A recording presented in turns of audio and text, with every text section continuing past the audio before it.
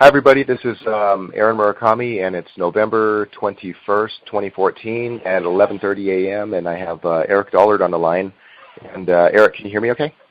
Yeah, I can hear you okay. Okay.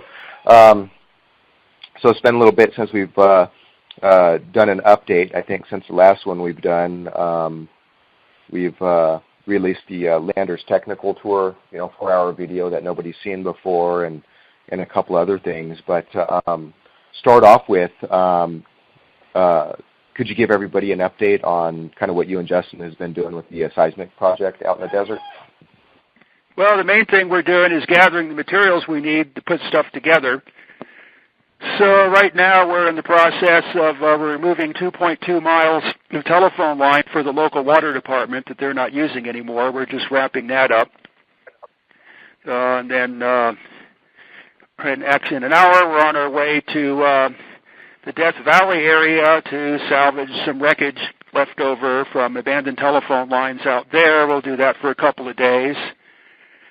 And the other antenna location in the Mojave Desert, to match the one that's here in the Nevada Desert, we made some real good progress on getting all that busted up stuff all back together and dead-ended, and we removed one pair that's not going to be used for the antenna, and that gave us about 1.25 miles of wire to put the antenna together with here. So we're doing pretty good. We're sore out of it, and it's been difficult on the muscles and tires on the car and the whole deal, but the progress has been absolutely outstanding. So the distant antenna is basically the physical structure is pretty much restored, and the next step is to convert it to antenna, and then with the materials that we're gathering from elsewhere, the one here in the Nevada Desert, we expect to start construction on it in April and actually start building something here. Right. So this second antenna, for anybody listening that hasn't kept up on it, Eric is working on an Advanced Seismic Warning System, which is a special type of antenna system that can listen to the earth sounds, amplify them, and you can basically see when an earthquake is coming. And so the secondary antenna, there's a main one near your lab, and then this remote one. Operating both of those together, that kind of gives you a stereo type of effect. Is that correct? Yeah, they're both both antennas are as identical as we can make them, and then they have to be coupled together somehow in a stereo configuration, and that allows you to determine the direction of the signals. Right. Kind of like triangulation, but you can actually do that with... Yeah, well, we don't have 3 stations yet. That's I don't know if I ever reached that point because it's killing us just to put together 2. Right. Fortunately, one's pretty much already standing, and also fortunate, all the poles for the most part are up. So 5 here were disintegrated, so we have to replace those. That's going to be a lot of work, but being that we're trying to get this done as fast as possible, the first element we're going to put up is going to be with the poles that are already standing. But that brings us closer to this horrible power line interference complication that's rampant everywhere, and that's going to be our main obstacle, is getting the signals over the massive levels of power line interference that are getting worse and worse all the time. Now with, kind of the schedule on the different phases for the seismic project, it seems like you might be a little bit ahead of schedule because the weather's been warm enough where you've actually been able to... Yeah, that's what's helping out is this does not seem to be a drought winter, so it's running about 10 degrees, 20 degrees warmer, and none of these nasty desert winds that make it just completely impossible to work outside. So far so good. So we're going to try to keep cranking away on this all the way to the end of December and see how far we can get. We've got quite a pile of equipment accumulating in the background, or not equipment so much, but insulators and bolts and rolls of wire and pins and cross arms, and right. So we're going to need about probably 30, 40 cross arms all together in this project. So we get 10, 15 from here, another 5 from there, and I think we're going to get 2 or 3 poles today. There's the Junkmeister here in town has he had a pile. We got 7 cross arms out of that and about 40 insulators.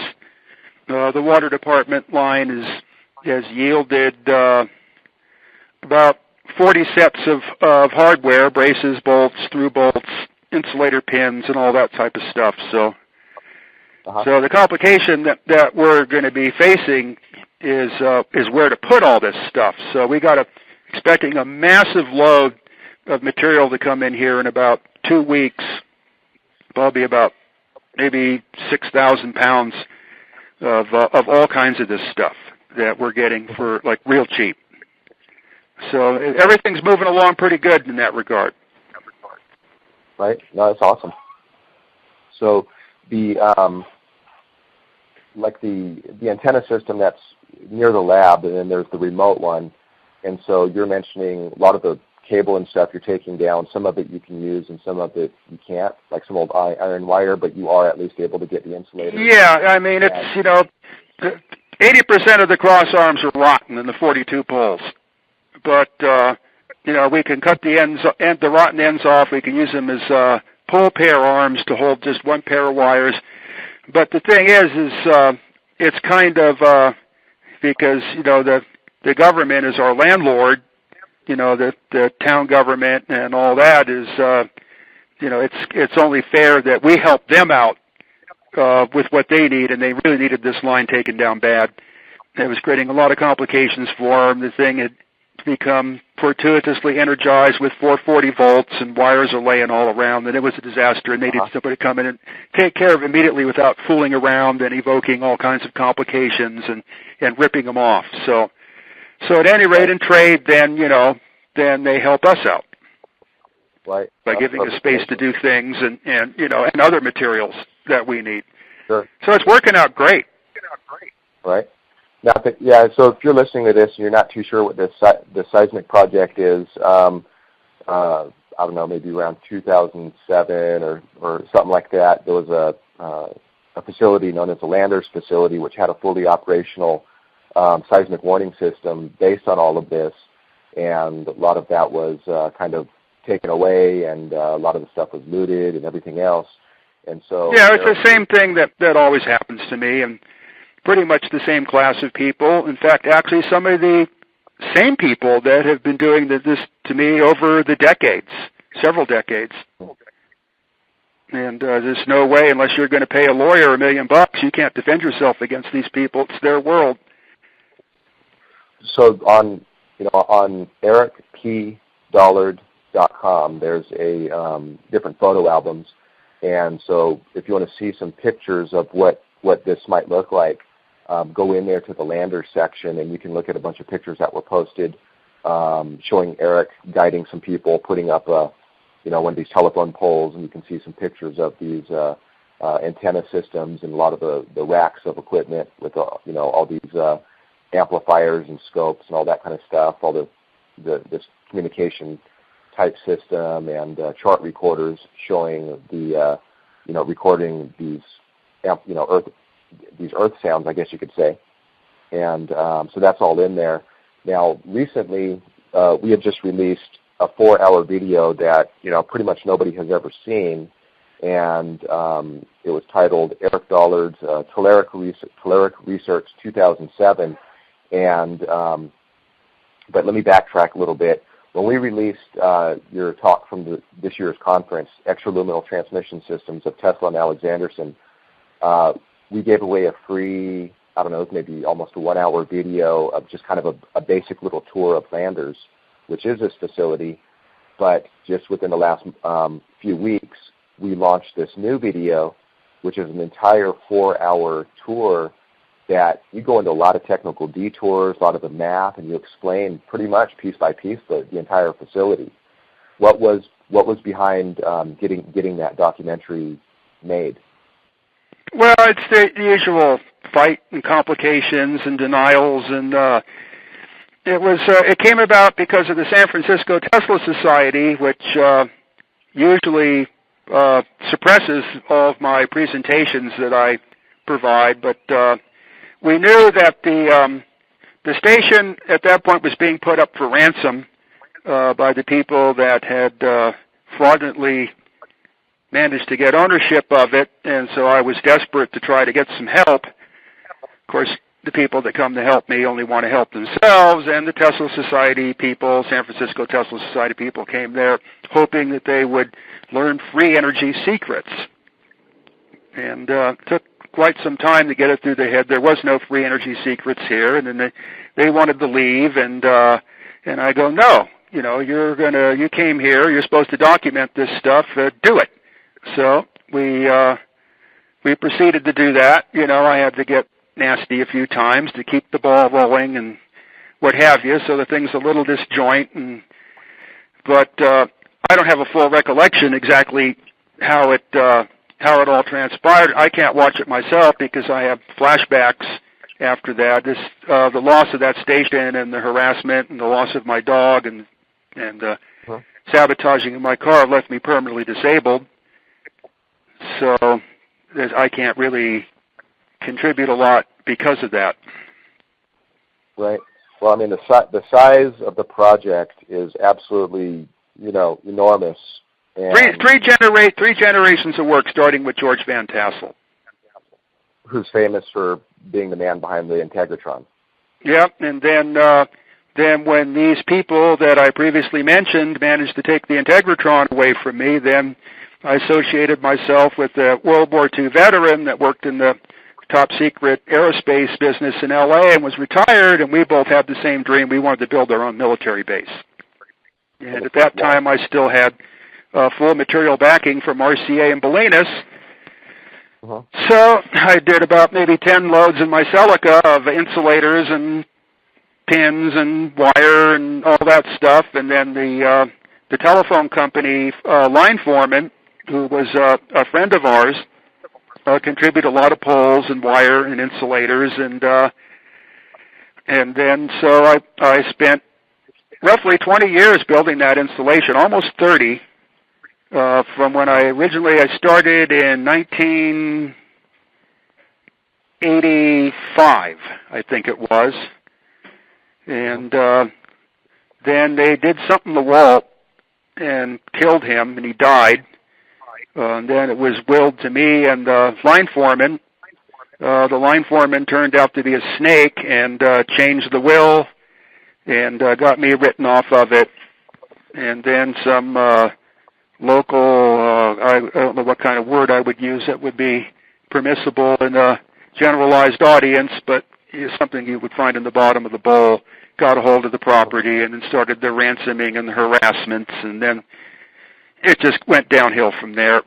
But at any rate, I was being funded by a lot of money from Europe at the time, and it took me 10 years to finally, after Walt died, and on the police fantasy 9/11 date, when was that? 2001. Yeah, whatever. He died a couple weeks after that. I'd come back. Apparently, some people came in there armed from Montana who had tried to kidnap me up there when I was gone in Bolinas, and had looted the place pretty severely. And Walt was laying on his deathbed and couldn't tell me what had happened. And the usual scallywags were trying to embezzle the property, and the whole thing. So at any rate, I got all that set straight with the will and what have you, and then and continued work with the funding from Europe. And it took me 10 years to finally develop that telluric receiver. It's a massive project. When you look at the pictures, you have to keep in mind that virtually everything you see in those pictures I built by hand out of scrap metal. I worked the surplus business for 20 years in Los Angeles to get all the parts to build that stuff with, which are no longer available. It never can be replaced. I had a parts inventory there that virtually I was Western Electric. I could, from scrap metal, 4 months per panel, I could turn out stuff that looked just like the phone company or the Navy made it, exactly to their standards, because I know all those standards. And I had, massive quantities of parts and tools and benches, and it was an incredible facility. And then once the thing was finally finished in all its various aspects, then the story of Eric Dollard's life unfolds, and it was taken away from me and looted. Everything was looted. My car collection, everything, all gone. It was the legal system declared me a squatter on the property, and none of the equipment or the cars were mine. That's how it works. You just get some judge to say, you're out, and that was the end of the whole thing. And then I just disappeared in the bushes, lost my pet coyote, and my car was sabotaged, and crash landed in Lone Pine, and that's how you all came to know about me. With the writings you did in the front seat of your car that went on energetic forum from the beginning, and that's what eventually came in for the Lone Pine started with those writings. Lone Pine writings, and then the only thing left to do was, I was destitute. I needed something to do. The local public utility people there made sure, that I had a place to land to stay on and all that, and nobody bothered me, so that was good. And then I did certain things in trade for them, and, then some donations started showing up, and I got, my general assistance and food stamps, and finally managed to get the car back up and, where I could travel again, and it took about 2 years. Wasn't a lot of fun, let me tell you. You should try living in your car in the desert. Mm-hmm. Well, I've lived in a car for 3 months in the middle of winter one time when I was in Japan, and that was about all I wanted to experience with that. Yeah, well, see, I've been living in the Corolla since 1987. Mm-hmm. Yeah, but it was nicer in Bolinas. Mm-hmm. It's tough in the desert, really tough. Yeah. So this whole seismic project, well, it's good that you kind of pushed them to film that, because otherwise we wouldn't have that documentation. Yeah, and they weren't particularly prone to letting me have copies of it either, but somebody managed to squeeze a few copies out, got them out of the hands, and that's how some of this stuff has made it out on the Internet now, like that 1 4-hour presentation I gave on the history of the, and the theories of electricity and all that, which was a massive effort that damn near wiped me out. Yeah, and that's available for free viewing if you're listening to this, and if you want to see some of those presentations that are available free online, go to ericpdollard.com, and there's a link for free videos, I think is the name of the link. And if you just mouse over that, you'll see 4 different titles. There's like an old RCA or some type of. Actually, let me go there right now because. Sure. Yeah, the RCA one was done a long, long time ago. That's an old one. Okay, yeah. So that's one with Tom Brown. Right. Okay, so on ericpdollard.com, there's a link that says free videos, and so there's 4 presentations in there. One is History and Theory of Electricity. One is History of the Marconi RCA Station, Bolinas, California. One is called The Origins of Energy Synthesis, which I think some people were calling originally the theory of anti-relativity, but this is, I think, the actual name. And then there's the Tesla Marconi wireless system. So yeah, there's 2 videos in that, and one of them is not recoverable. Okay, so anybody can come here, click on them. It'll basically take you to a page where the video is embedded, and you can watch those. And between those 4 videos, that's a lot of hours of presentation. So some of them are, they're several hours apiece. And so definitely. Yeah, they took each one of those took about 2 or 3 months to put together. Just like the last 2 presentations I did. The first presentation, the 4-quadrant thing, I think I worked on that for almost 6 months. And that's the 4-quadrant representation of electricity. And the last one you did, Extraluminal Transmission Systems of Tesla and Alexanderson, that was 4.5 hours right there. And if you're listening to this, if you don't have these presentations, those are the newer ones. On ericpdollard.com, there's a books and videos link. And these are the ones that you can actually purchase. And when you purchase those from this link on Eric's page, 70% of the purchase goes to Eric and EPD Labs to further their work. But the 4-quadrant representation of electricity is in there, Lone Pine writings, Extraluminal Transmission Systems of Tesla and Alexanderson, and Wireless Giant of the Pacific.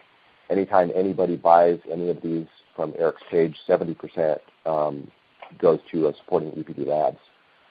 So that's a good way to support the work. And also, if you go to on ericpdollar.com, in the right column, you can join Eric's newsletter if you want. It's basically I manage that mailing list. I just send out announcements, when new stuff is posted on his page or any other updates relating to Eric and his work. But there's a support Eric Dollard section, and if you want to send checks or money orders, which are tax deductible because EPD Labs is a 501c3 charitable nonprofit, so any of your donations are tax deductible, and you can send those to the Davenport, California address, or you can click the Donate by PayPal button, and you can donate directly to PayPal. And if you want to correspond to Eric personally, please don't send personal letters to the Davenport address. That's just for business. Instead, use the Eric Dollard General Delivery, Lone Pine, California, 93545 address. And that's posted right there in that section on and so there's a few people that are sending me donations at the Lone Pine, and that's what's paying for all of this work right now. So there's some people that call themselves the Eric Dollard Fan Club. I don't have a clue who they are. They don't have a return address or anything, but right now their money is going to go across the counter in the Chevron station at the supermarket, so we can get out to Death Valley and do our work. Otherwise, I would have been pretty pinched this month. So those type of donations are really critical because the smaller amounts without a lot of corporate fooling around, because we got to take care of all that paperwork ourselves, and it's almost like half the job. So for larger donations, or when people need a tax compensation, the corporation thing is good for that. But for petty cash type stuff, minor donations like people send me $20 or $50 or whatever, that's also very important. Right. Yeah. So whoever you guys are, guys or gals with the Eric Dollard Fan Club who's been sending donations to Eric, thank you for doing that. And it's definitely getting put to good use. So the way that it's really been. I mean, right. It's been a gift from God. It's just really that money just makes everything. Otherwise, I have to pay for the whole thing out of my Social Security, which is extremely difficult. Right. So the way that all the funding works and what the funding situation is with Eric's work in the lab is, so you mostly personally live off of the Social Security, which that gives you your personal stuff, buying groceries and that kind of stuff. And then when people buy these books, these book and video packages and stuff through the system, that money basically pays for rent, utilities, insurance, and lab-related expenses. And then you have these other miscellaneous donations which help pay for gas for going out to the desert and collecting all these telephone cables, insulators, and that kind of stuff. And so there's some money set aside for the seismic project from Indiegogo, and that's all going directly into that project. And so whatever you can donate, no amount is too small. And if you're able to make larger donations, it's definitely appreciated, and that helps move the work. Well, we could definitely use a few larger donations right now, because all the insurance and all that type of stuff is just coming as a big chunk, and it's basically just about wiped out the building operating fund, and we still have $4,000 left over from the Indiegogo, but I can't spend that on anything right now because we can't let the bank account drop below a certain level, and that's all that's left. So that's kind of holding up buying any more equipment or what have you. So it's pretty much the money that people send me and through the postal system, the checks and what have you, that's keeping it going. Right. I mean, it's when we're full bore operating, and humping out there, it's $50 a day. Right. Now, I don't want that adds up to a big number after 30 days, Right. Now, when you're mentioning, all this insurance and stuff due and everything, I don't want to give too many details right now. But for anybody that's listening, there is a building purchase happening right now where EPD Labs is moving in the direction of becoming the owners of the building. And I think that's probably all we have to mention at this point. Yeah. As far as that goes, and then we can give details. Yeah, we're making one important step in that direction, and then basically, if somebody gave us $25,000, then that would be it. Then the building would belong to EPD Laboratories, and a lot of these insurance expenses and other things and title deals, and that's stuff that I don't know about because I live in my Corolla. Right. But at any rate, that would go away, and the rent would go away, and then all the money can go straight, other than the cost of utilities, can go straight into projects.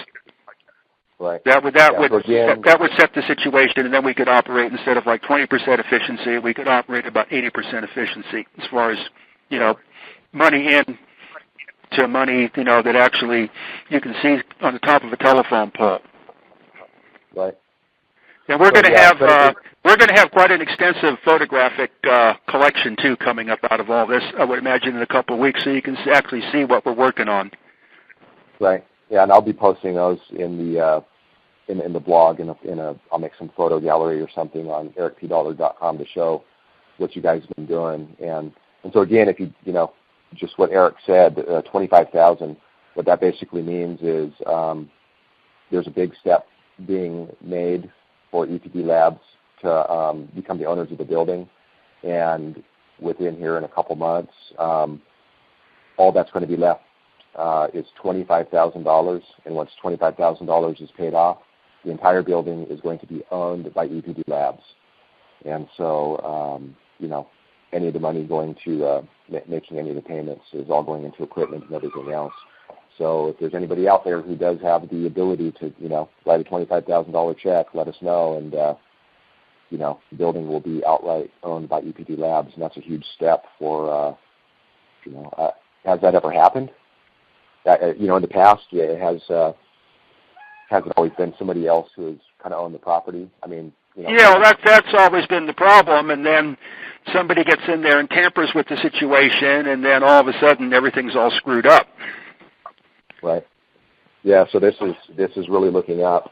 So this is really good news. We can only say so much right now, but we'll be giving more details probably here in a few months.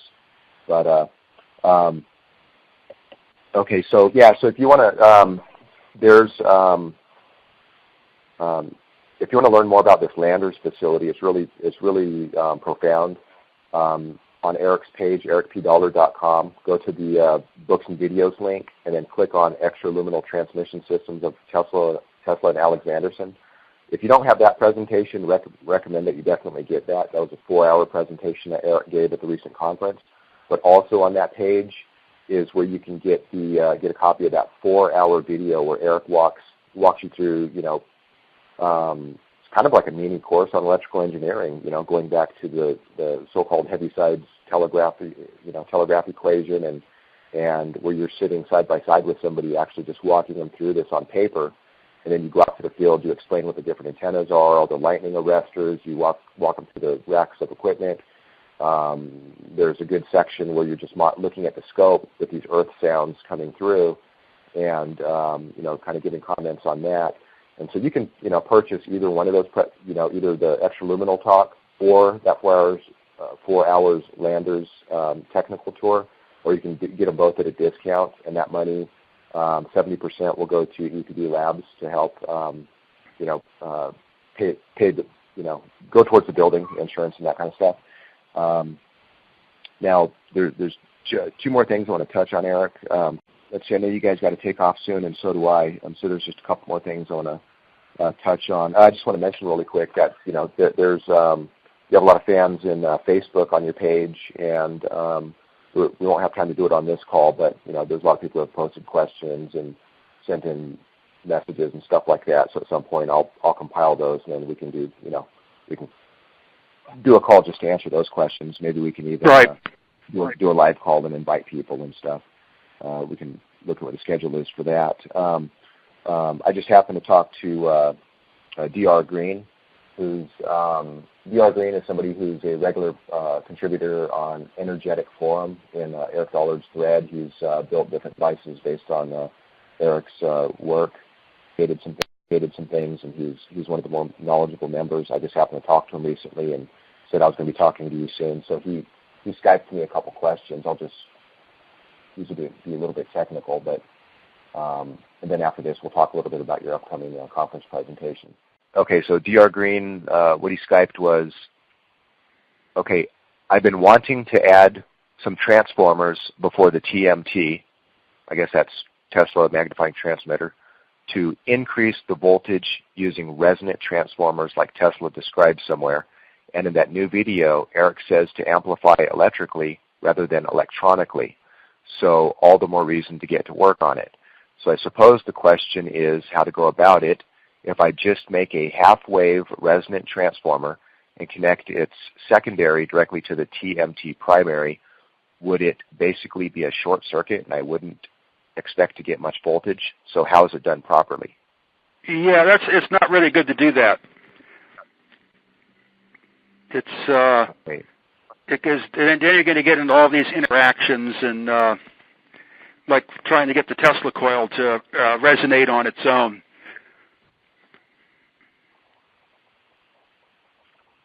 Okay, and then he has let's see, just one or two more sentences here.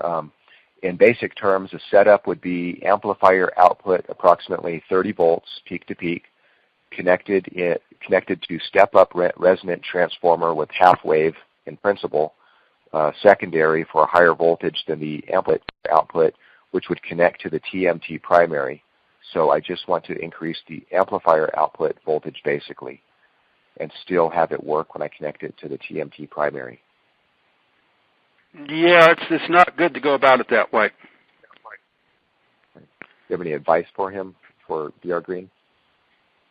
Well, the thing is that the main transformers, if the primary resonant circuit is proportioned properly, it can be proportioned for actually any voltage. But it's best that the initial source of voltage be the plate voltage of the tubes, and that goes to the transformer. To be putting an interstage in there would cause all kinds of coupling problems, and tuning would be extremely difficult, and calculation would be extremely difficult also. So it's better just to go right from the output tank circuit or whatever, the transmitter or the plates of the tubes themselves, right straight to the magnifying transformer. Okay. Now, if you want to keep raising the voltage or the potential or electromotive force, however you want to say, after that point, that's what the extra coil is for, and of course that has all the complications that come with trying to get it to resonate on its own. So if you try to do it back in the other direction, there's going to be the same complications. So we're going through that right now, trying to get with John Polakowski, trying to get the TCS matched better to the transformer. The matching network is a very difficult thing to figure out.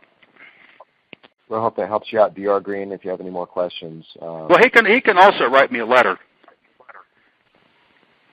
Yeah, I know he travels around a lot, so I just happened to talk to him when he's home, so he Skyped me that. But okay, well, before we wrap up this call, let's talk a little bit about the conference. So this year, or actually next year, for the 2015 Energy Science and Technology Conference, normally we have it at the last Friday, Saturday, and Sunday of June, but we're not going to do that anymore because it's during an Ironman triathlon, which is in Coeur d'Alene, Idaho, and there's also Hoop Fest, the world's largest 3-on-3 basketball tournament in Spokane, and so hotel rooms everywhere are just so booked up that it's hard for anybody to get a decent rate on a room.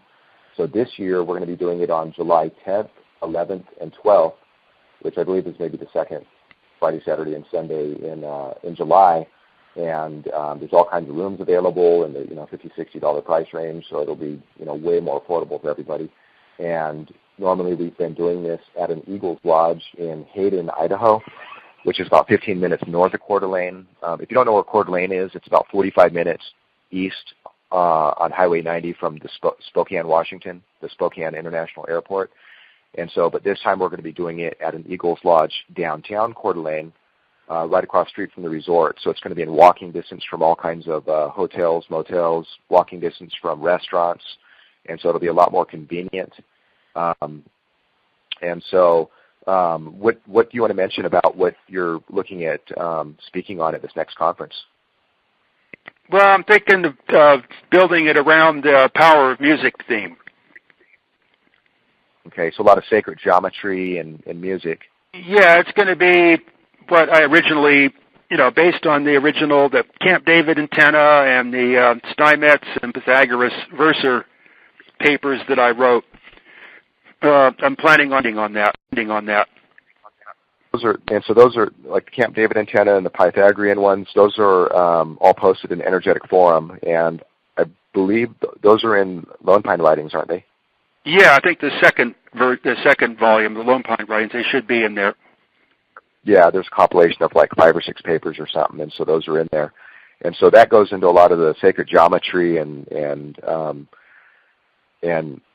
music concepts. And so this is something that would be something that a lot more people can relate to. Yeah, it's kind of the different, there'll be those people that won't like it because it's regarded as metaphysical. There will be people that do like it. It turns out to be that those 2 papers I just mentioned are some of my most popular, judging from the letters I get.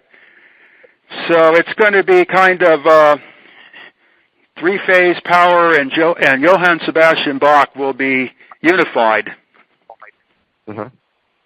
So I've basically the sequence algebra book, which is starting to come out in sections now, accomplishes that. That particular part has not been. I still have to send that to you. That's the second volume. Mm-hmm. But then I have to figure out a way to bring that more down to earth, and we'll see. I'm going to start on the project in January, so we'll see how it goes. Right now it's kind of preliminary, so it's hard to say. I'm still, wrapping up the book from the last presentation, which will probably take me about 3 or 4 years to finish. So I got the first part of it is just about done. You should be getting that in about a month. And I still have to wrap up the Verser algebra book, the concluding part of that. So between that and this antenna stuff, I'm pretty swamped. Mm-hmm. But there's a lot of stuff, a lot of material brewing. So now we mentioned it in the past, but just to be clear on it, you're talking about literally unifying the music of Bach mathematically with polyphase electrical systems, power systems. Right. Yeah, basically I reached that point when I was writing this, so I could finally see how this what I refer to as sequence algebra, which is very essential in understanding how polyphase system works. And it's a type of mathematics that's very much different from the way mathematics is normally orientated, because you can't use plus and minus anymore. Mm-hmm.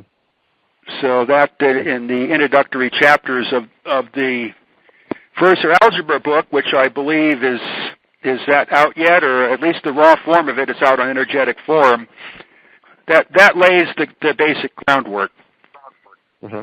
And develops all the way into the full-blown theory, and then the part which I finished that I have to send to you then relates that directly as application to 3-phase systems, 4-phase systems, etc. And then the part that I still have to write and finish is specific examples, like motors and generators and power lines and transformers and all that stuff. So, but right. I had to take a break from that because the book from the last presentation has really turned out to be a whopper. Mm-hmm. So that's probably going to be the most extensive thing I've ever written. Between that and the Verser algebra thing, which I think altogether is going to have over 1,000 equations, took a year to write. This one's going to be, until we started this project, I was working on 8 hours a day, 7 days a week for months. Mm-hmm. So there was some part, some of that was supposed to go out in the energetic form, but the person apparently who was supposed to put that out flaked. I really have no one to put my material out anymore in the energetic form, so that's why nothing's happening, and I have no way to see it. I know I've heard, through the mail, people tell me that there's a lot of indignant people. Well, where's Eric, and why doesn't he come on here or there? Well, there's really nothing I can do about it. If people can't place demands on me, situation, I have no control. I live in my car in the bushes. There are no computers. I don't want any computers. You can write me in the mail. Right. So somebody does have some stuff that's supposed to be going into energetic form at some point. Yeah, that was the inductance and capacitance chapters from the book on the last presentation. All I can really do is put out bits and pieces of the material that's turning into these books. Hopefully, the people can comment and interact on the subject, which is pretty much you have to write me a letter. And as everybody knows, when you write me a letter, you do get a response. Right. And if you're a goofball, and you're out there talking to space people, well, then you get a postcard of a coyote. So getting back to Bach, which is going to be part of the subject that you're looking at talking on at the next conference. You basically have mentioned before that you consider him the Tesla of music. Yeah. And so now, do you think Bach, was he, intentionally using these type of mathematics, or was he just like naturally tuned in where it just happens to be that his music? Well, this is how music evolved from the advent of what's called polyphony, because the music as conceived by Pythagoras and the ancient masters was not even intended to be performed. It was conceptual and you might say voodoo orientated. It made things happen. It caused people to do things, and it caused reality to change. That's the concept of power of music. Of course, right now the human race is in such a degenerate form of de-evolution that, those powers are gone from humans. Humans have basically just turned into clawing slugs. But back then, there was, with ancient Egypt and all that, and some of these other cultures, pre-Babylonian cultures, these people had intense abilities. So then with the Dark Ages and everything, it all kind of died out, but the church kept it going. The music was all melody. There was no harmony and there was no percussive instrument. And then in the church, polyphony started to result where you had two lines of music instead of one, which in electricity you would call two-phase.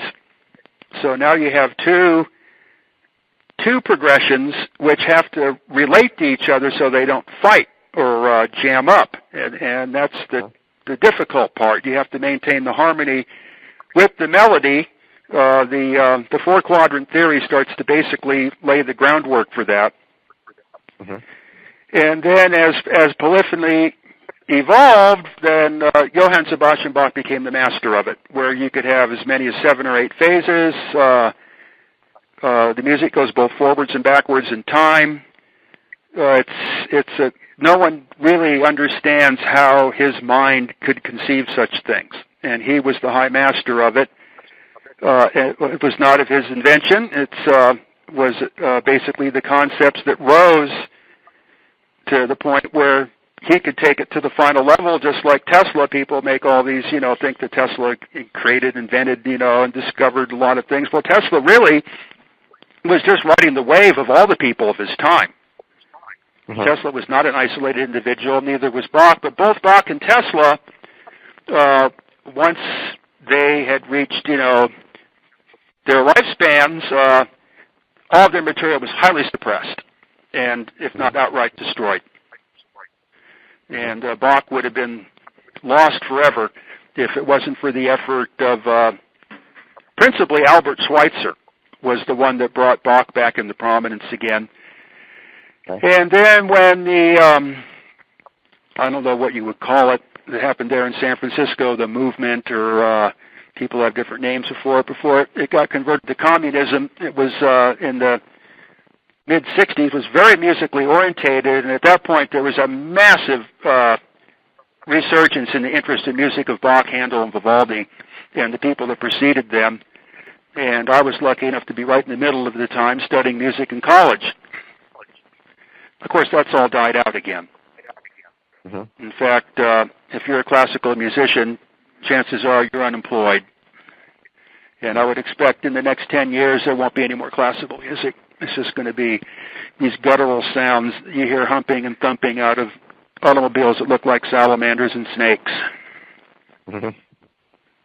That's where we're heading. So again, in a kind of a Pythagorean sense, it's the followers of Pythagoras and the Pythagoreans were the keepers of the ancient secrets, which in the Dark Ages and what have you were worthless to society. And that's what's going to happen again with most of the electrical stuff, like with Tesla, and once over again with the music and all that, is it will just disappear, below the deck plates and the bilge, and come back hopefully 1,000 or 2,000 years later when the human race manages to reconfigure itself into something worthwhile. Now, have you ever done a presentation on this type of topic, like maybe back in the old Borderlands days, or any on sacred geometry and math and Bach, or is this? No, not really. Not really, and I know a lot more now than I did a long time ago too, because I continue to study this stuff. I listen to 6 hours of music a day, and needless to say, I'm always studying to put these presentations together and what have you, and thousands and thousands and thousands of pages of study go into that. So I've reached the point, which you usually do when you're about 60 years old, and you start to get kind of a general picture of things and how it all connects together, and at that point.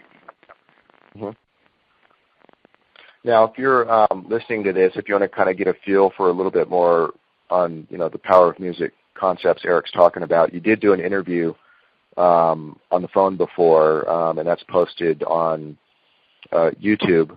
I'll find a link to it.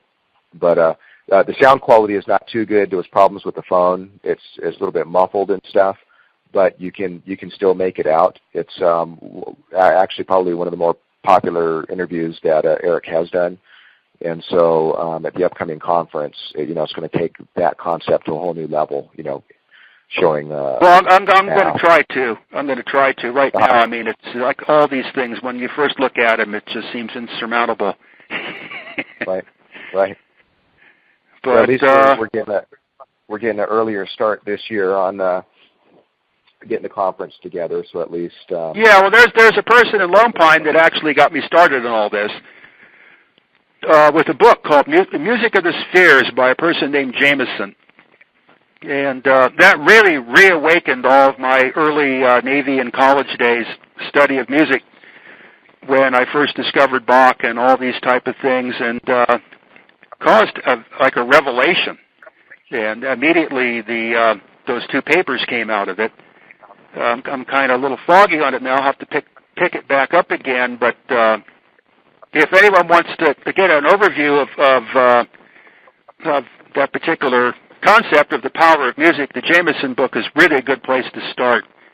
It really gave me, brought all those things back into my mind again, that when I used to be much more into music at an earlier age. Because, street life and living in my car and all that, music no longer existed.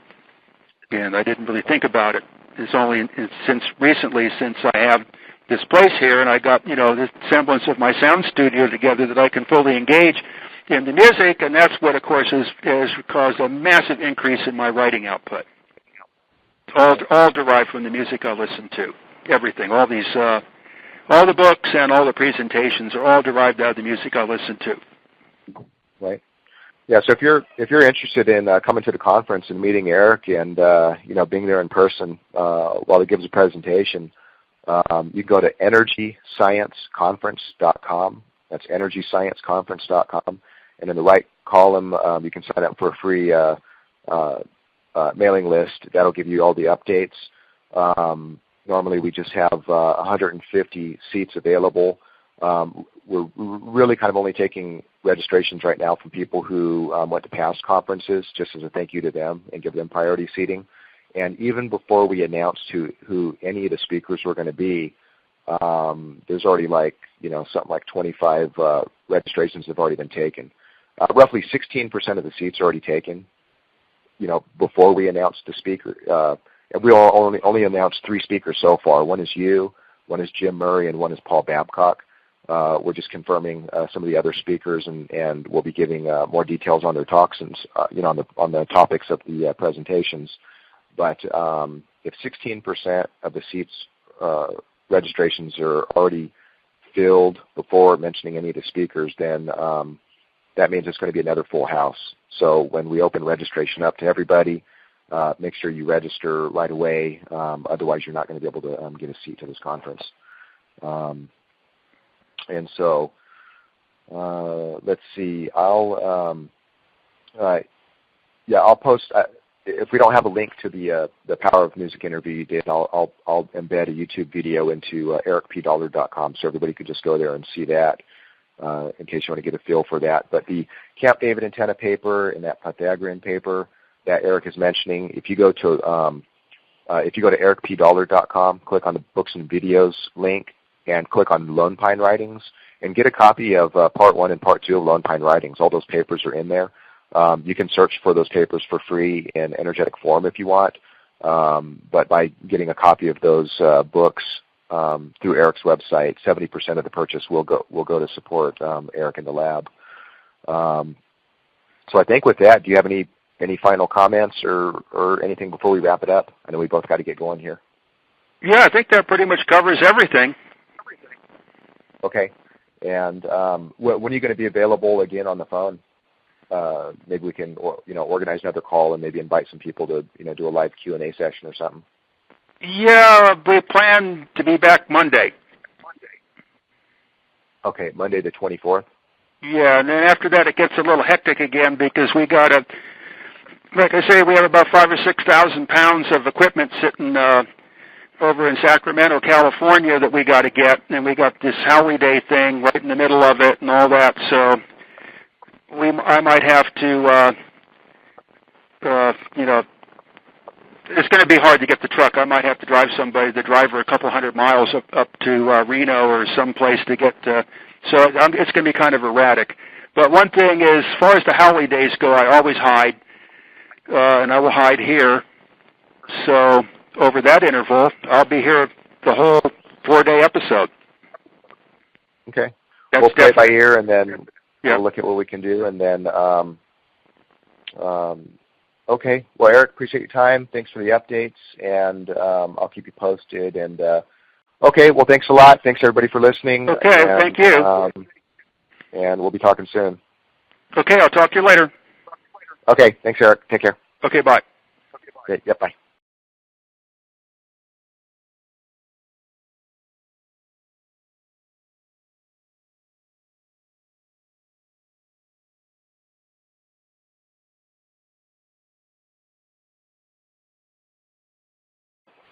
Hi, everybody. This is Aaron Murakami, and it's November 21st, 2014 at 11:30 a.m., and I have Eric Dollard on the line. And Eric, can you hear me okay? Yeah, I can hear you okay. Okay. So it's been a little bit since we've done an update. I think since the last one we've done, we've released the Landers Technical Tour, 4-hour video that nobody's seen before, and a couple other things. But start off with, could you give everybody an update on kind of what you and Justin has been doing with the seismic project out in the desert? Well, the main thing we're doing is gathering the materials we need to put stuff together. So right now we're in the process of removing 2.2 miles of telephone line for the local water department that they're not using anymore. We're just wrapping that up. And then in an hour, we're on our way to the Death Valley area to salvage some wreckage left over from abandoned telephone lines out there. We'll do that for a couple of days. And the other antenna location in the Mojave Desert, to match the one that's here in the Nevada Desert, we made some real good progress on getting all that busted up stuff all back together and dead-ended, and we removed one pair that's not going to be used for the antenna, and that gave us about 1.25 miles of wire to put the antenna together with here. So we're doing pretty good. We're sore out of it, and it's been difficult on the muscles and tires on the car and the whole deal, but that always happens to me, and pretty much the same class of people. In fact, actually some of the same people that have been doing this to me over the decades, several decades. And there's no way, unless you're going to pay a lawyer $1 million, you can't defend yourself against these people. It's their world. So on ericpdollard.com, there's a different photo albums, and so if you want to see some pictures of what this might look like, go in there to the lander section, and you can look at a bunch of pictures that were posted showing Eric guiding some people, putting up one of these telephone poles, and you can see some pictures of these antenna systems and a lot of the racks of equipment with all these amplifiers and scopes and all that kind of stuff, all this communication type system and chart recorders showing the recording these earth sounds, I guess you could say, and so that's all in there. Now, recently we had just released a 4-hour video that pretty much nobody has ever seen, and it was titled Eric Dollard's Telluric Research 2007. And but let me backtrack a little bit. When we released your talk from this year's conference, Extraluminal Transmission Systems of Tesla and Alexanderson, we gave away a free, I don't know, maybe almost a 1-hour video of just kind of a basic little tour of Landers, which is this facility. But just within the last few weeks, we launched this new video, which is an entire 4-hour tour that you go into a lot of technical detours, a lot of the math, and you explain pretty much piece by piece the entire facility. What levels of power line interference that are getting worse and worse all the time. Mm-hmm. Now, with kind of the schedule on the different phases for the seismic project, it seems like you might be a little bit ahead of schedule because the weather's been warm enough where you've actually been able to. Yeah, that's what's helping out is this does not seem to be a drought winter, so it's running about 10 degrees, 20 degrees warmer, and none of these nasty desert winds that make it just completely impossible to work outside. So far so good. So we're going to try to keep cranking away on this all the way to the end of December and see how far we can get. We got quite a pile of equipment accumulating in the background, or not equipment so much, but insulators and bolts and rolls of wire and pins and cross arms and. Right. So we're going to need about probably 30, 40 cross arms altogether in this project. So we get 15 from here, another 5 from there, and I think we're going to get 2 or 3 poles today. There's the Junkmeister here in town has he had a pile. We got 7 cross arms out of that and about 40 insulators. The water department line has yielded about 40 sets of hardware, braces, bolts, through bolts, insulator pins, and all that type of stuff. So the complication that we're going to be facing is where to put all this stuff. So we expecting a massive load of material to come in here in about 2 weeks, probably about maybe 6,000 pounds of all kinds of this stuff. The progress has been absolutely outstanding. So the distant antenna is basically the physical structure is pretty much restored, and the next step is to convert it to antenna, and then with the materials that we're gathering from elsewhere, the one here in the Nevada Desert, we expect to start construction on it in April and actually start building something here. Right. So this second antenna, for anybody listening that hasn't kept up on it, Eric is working on an Advanced Seismic Warning System, which is a special type of antenna system that can listen to the earth sounds, amplify them, and you can basically see when an earthquake is coming. And so the secondary antenna, there's a main one near your lab, and then this remote one, operating both of those together, that kind of gives you a stereo type of effect. Is that correct? Yeah, they're both, both antennas are as identical as we can make them. And then they have to be coupled together somehow in a stereo configuration, and that allows you to determine the direction of the signals. Right.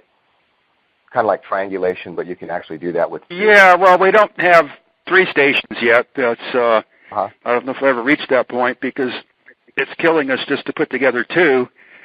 Right. You know, fortunately, one's pretty much already standing, and also fortunate, you know, all the poles for the most part are up. So 5 here were disintegrated, so we have to replace those. That's going to be a lot of work, but being that we're trying to get this done as fast as possible, the first element we're going to put up is going to be with the poles that are already standing. But that brings us closer to this horrible power line interference complication that's rampant everywhere, and that's going to be our main obstacle, is getting the signals over the massive what we're getting for, like, real cheap. So everything's moving along pretty good in that regard. Right. No, that's awesome. So the the antenna system that's near the lab, and then there's the remote one. And so you're mentioning a lot of the cable and stuff you're taking down. Some of it you can use, and some of it you can't, like some old iron wire. But you are at least able to get the insulator. Yeah, I mean, it's, you know, 80% of the cross arms are rotten in the 42 poles. But, you know, we can cut the ends and the rotten ends off. We can use them as pole pair arms to hold just one pair of wires. But the thing is it's kind of because, you know, the government is our landlord. You know, the town government and all that is, you know, it's only fair that we help them out with what they need, and they really needed this line taken down bad.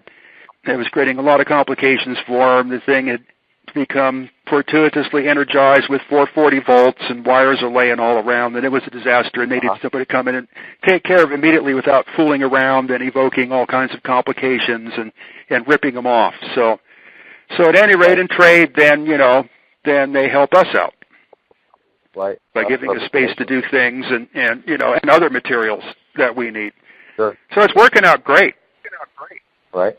Now, yeah, so if you're listening to this and you're not too sure what the seismic project is, I don't know, maybe around 2007 or something like that, there was a facility known as the Landers facility, which had a fully operational seismic warning system based on all of this, and a lot of that was kind of taken away, and a lot of the stuff was looted and everything else.